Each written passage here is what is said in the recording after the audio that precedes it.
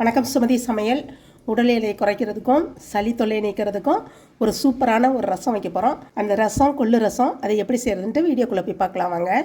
கொள்ளு ரசம் செய்கிறதுக்கு புளி ஒரு எலுமிச்சம்பழம் சைஸ் அளவு எடுத்துக்கோங்க. எடுத்து இதை ஊற போட்டுக்கலாம். கொள்ளு இருக்குது, ஒரு 50 கிராம் கொள்ளு இருக்கும். இதை வறுத்துக்கலாம். கொஞ்சம் மீடியம் சைஸ்லேயே வச்சு வருங்க. மீடியம் சைஸ்லையா மீடியம் ஃப்ளேம்லையா?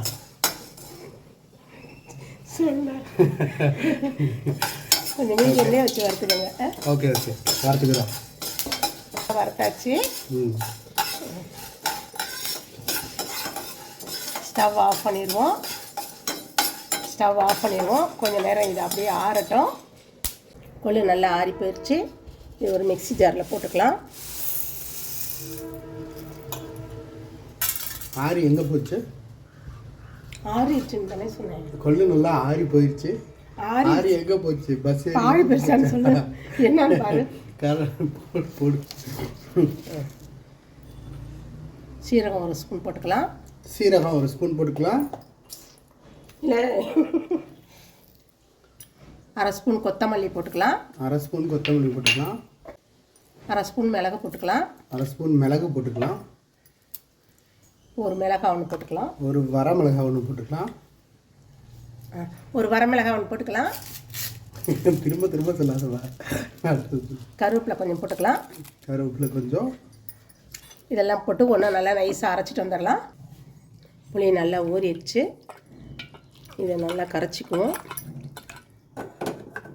இதோட ஒரு தக்காளி இருக்குது, அதையும் கட் பண்ணி போட்டுக்கலாம். தக்காளியும் புளியும் நல்லா ஒன்றா போட்டு கரைச்சிக்கலாம்.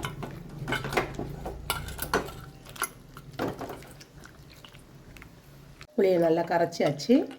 இப்போ புளி மட்டுமா இல்லை புளியும் தக்காளியும் நல்லா கரைச்சாச்சு. இப்போ இதை வடிகட்டி எடுத்துக்கலாம்.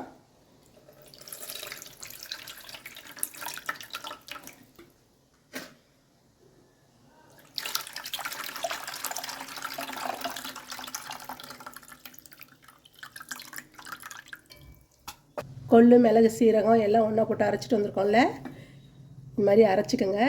இன்னும் நைஸாக அரைக்கணுன்னா கொஞ்சம் தண்ணி ஊற்றி கூட நல்லா அரைச்சிக்கலாம். நான் பவுடராக நுணுக்கிட்டு வந்திருக்கேன், நல்லா அரைஞ்சிருக்கு. இதையும் ஒன்றா கொட்டிக்குவோம். கொஞ்சம் கொத்தமல்லி தழை போட்டுக்கலாம். ஒரு 1/4 டீஸ்பூன் மஞ்சள்தூள் போட்டுக்கலாம். உப்பு கொஞ்சம் போட்டுக்கலாம். தண்ணி ரசத்துக்கு தேவையான அளவு தண்ணி ஊற்றிக்கலாம்.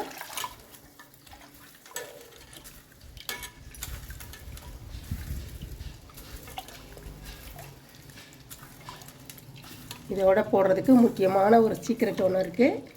அது ரசம் தாளிக்கையில் காட்டுறேன் பாருங்கள். ரசம் தாளிக்கிறதுக்கு எண்ணெய் ஊற்றிக்கலாம். எண்ணெய் காஞ்சிருச்சு. கடுகு நம்பருக்கு போட்டுக்கலாம். சும்மா 2-3 வெந்தயம் போட்டுக்கோங்க. ஒரு மிளகாய் போட்டுக்கலாம். பூண்டு போடலன்னு நினச்சிட்டே இருந்திருப்பீங்கல்ல, அந்த பூண்டு தான். இதுதான் இதோட சீக்ரெட். தோல் உரிக்காமல் அப்படியே போட்டுக்கோங்க. வெங்காயம் கொஞ்சம் போட்டுக்கோங்க. 2 வெங்காயம் தட்டி வச்சுருக்கேன், அதையும் போட்டுக்கலாம். கருவேப்பிலை 2 போட்டுக்கலாம். எல்லாம் நல்லா வதக்கிட்டு